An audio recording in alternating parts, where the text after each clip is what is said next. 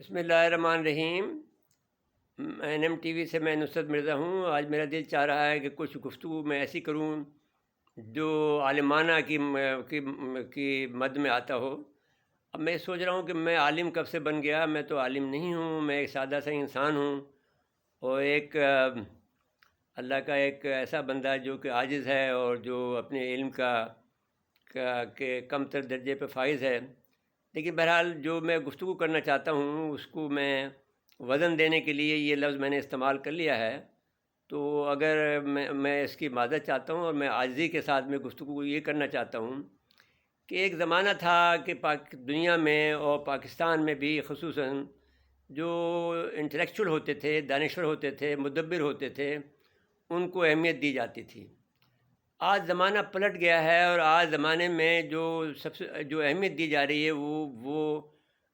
دولت کو دی جا رہی ہے۔ اس کی جو مثال آپ دیکھ سکتے ہیں کہ گورنر ایسے لگائے جا رہے ہیں جو دولت مند ہیں، جن کے پاس دانش اور عقل میں تو ان کا کوئی نام نہیں ہے، لیکن ہاں دولت میں ان کا نام ہے۔ وہ سونے کے کے تاجر ہوں، یا چاندی کے تاجر ہوں، یا پیسوں کے تاجر ہوں، یا میں جو بڑی بڑی جائیدادوں کے مالک ہوں، وہ آج کل کر رہے ہیں۔ اور مصیبت یہ آ گئی ہے کہ ہمارے ہاں یہ ڈاکٹرن بن گیا ہے کہ جو دانشور ہوں وہ ان کو ختم کر کے، ایک تو یہ وجہ بھی ہو سکتی ہے کہ ہمارا دانشور بک گیا ہے، جبکہ پرویز مشرف جب سے آیا ہے، اور جب سے انہوں نے جو ہمارے جو کالم نگار تھے، جو بڑے بڑے جو ہمارے وہ تھے، وہ انہوں نے دو دو پلاٹیں، تین تین پلاٹیں لے لیے۔ پلاٹ لینے کے بعد میں وہ پھر اب ان کے اندر وہ سا نہیں رہا، اور لوگوں نے بھی کہا یہ تو بکاؤ مال ہیں۔ لیکن الحمدللہ ہم پر یہ کوئی ایسا الزام عائد نہیں کر سکتا ہے، کیونکہ ہم نے نہ پرویز مشرف سے کوئی پلاٹ لیے، نہ کسی اور سے پلاٹ لیے، نہ ہم نے کسی سے پیسے لیے، نہ ہم نے کسی سے رشوت لی، نہ ہم نے کسی کو رشوت دی۔ تو ان حالات میں یہ بات کہنا چاہتا ہوں کہ یہ بات ہمارے کہنے کا حق بنتا ہے کہ ہم ایک سچی بات کہیں، وہ ہم کہنے کو آج کہہ رہے ہیں، آج ہم دستیاب ہیں۔ اس میں ہم یہ کہنا چاہتے ہیں کہ دیکھیے، پہلے جو ہمارا جو کراچی کا جو شہر تھا وہ ایک عام شہر مانا جاتا تھا، اور وہ عوامی شہر مانا جاتا تھا، اور یہاں پر جو دانشور تھے یا جو یہ کہتے تھے کہ وہ پاکستان یہ منی پاکستان ہے، اور اس میں سارے علاقے کے لوگ، ایون پورے بر صغیر کے لوگ، اور پورے جو بنگال کے لوگ، برما کے لوگ، اور دوسرے علاقوں کے جو ہندوستان کے جو علاقے ہیں جو آج پاکستان میں نہیں ہیں، ان سب کے لوگ، اور ایون کشمیر کے لوگ، اور پاکستان کے سارے حصوں کے لوگ یہاں آباد تھے، اور وہ سب مل کر ایک جد و جہد کرتے تھے۔ اگر کراچی میں اگر فرض کر لیجئے کہ کہیں پر بھی ظلم ہو گیا، فاٹا کے کسی علاقے میں ظلم ہو گیا، یا اسلام آباد میں ہو گیا،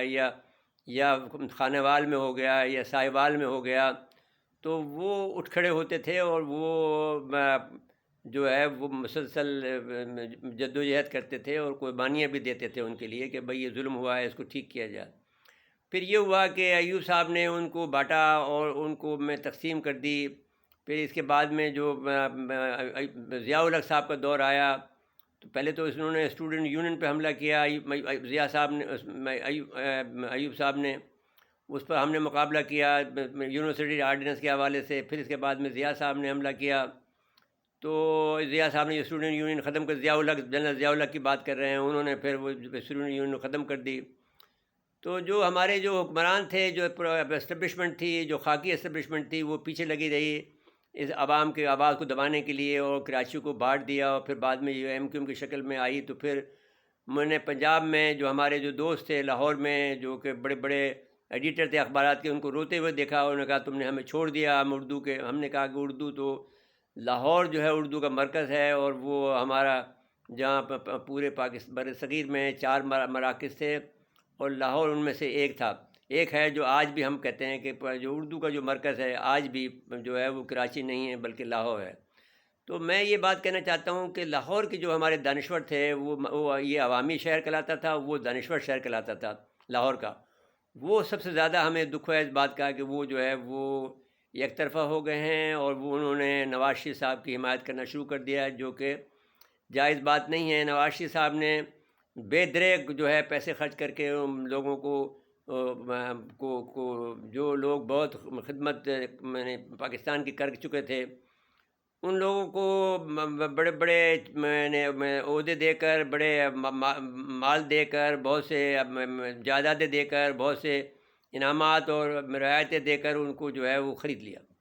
اس کے بعد سے جو دانشوروں کی جو بے قدری شروع ہوئی تو وہ ابھی تک جاری ہے، اور ابھی تک کوئی بھی دانشور لاہور کا اٹھ کر سچ بات کہنے کو تیار نہیں ہے کہ ملک میں جو ہو رہا ہے وہ کرے۔ میں نے ایک زمانے میں یہ بات کہی تھی، جہاں پر جب ایم کیو ایم پیدا ہوئی تو اس نے لوگ کراچی کو بانٹ دیا، اور کراچی میں جس طرح کی انہوں نے ظلم و ستم برپا کیا، اور جس طرح سے ایک علیحدگی اختیار کی کہ اردو اسپیکنگ کو الگ کر دیا، اور باقی جو اب یہ سارا جو کام ہو رہا تھا، اب یہ جو ہے وہ اس زمانے کے جو ہمارے ادارے تھے وہ کام کر رہے تھے، جس میں کہ جنرل حمید گل سے جب میں نے سوال کیا کہ یہ ظلم کیوں کر رہے ہو، تو انہوں نے کہا صاحب بات یہ ہے کہ ہمیں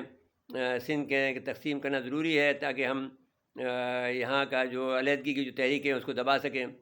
تو وہ انہوں نے جب علیحدگی کی تحریک سندھ کی تو دبا دی، لیکن پھر اب ایم کیو میں ایک علیحدگی کے طور پر اٹھ بھی، وہ بھی علیحدگی کی تحریک تھی، پھر اس کو دبایا گیا۔ تو اب دوسری تحریک پھر سندھ کی تحریک جو ہے سندھ میں لبریشن آرمی پیدا ہو گئی ہے۔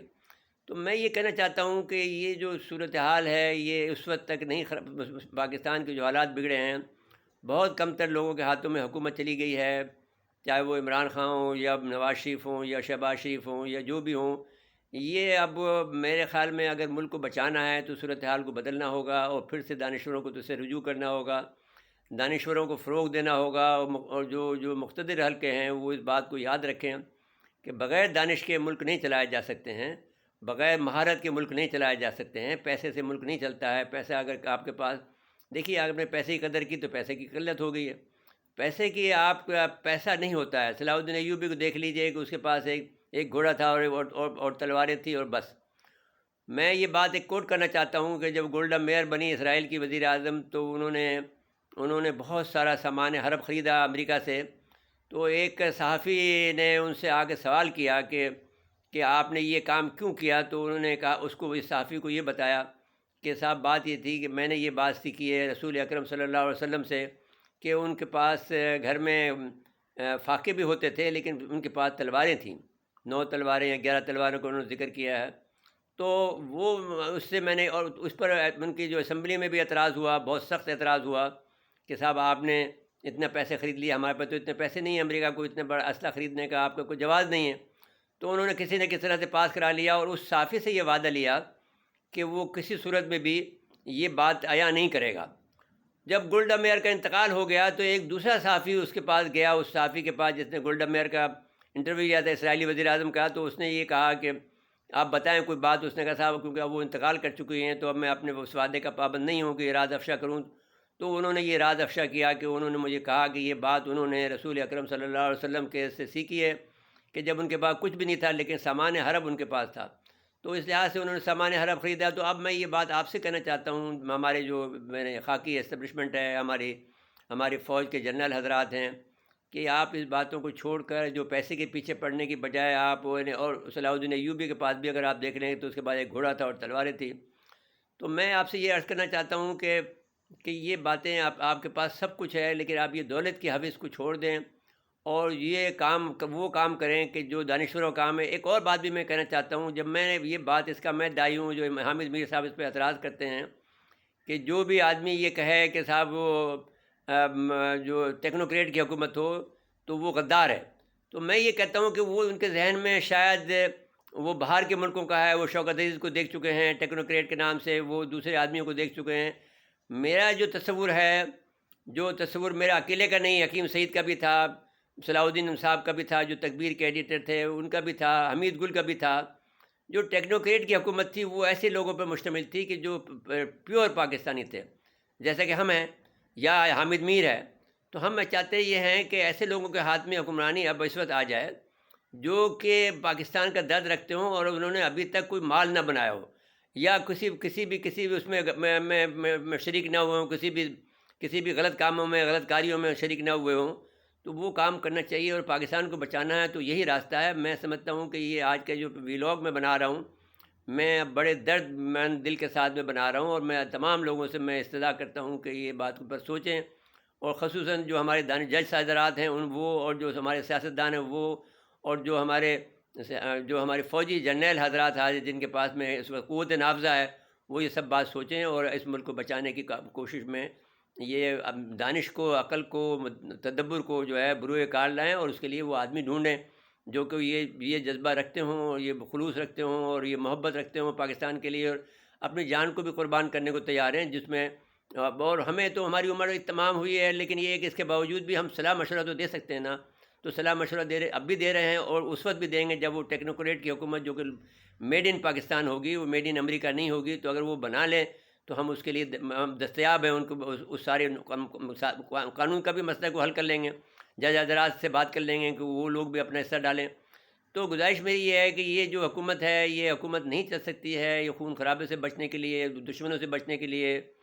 عالمی جنگ سے بچنے کے لیے ہمیں یہ ایک تدبر کی ضرورت ہے۔ اس تدبر کے اندر جو آپ جو حکمت عملی آپ وضع کرتے ہیں،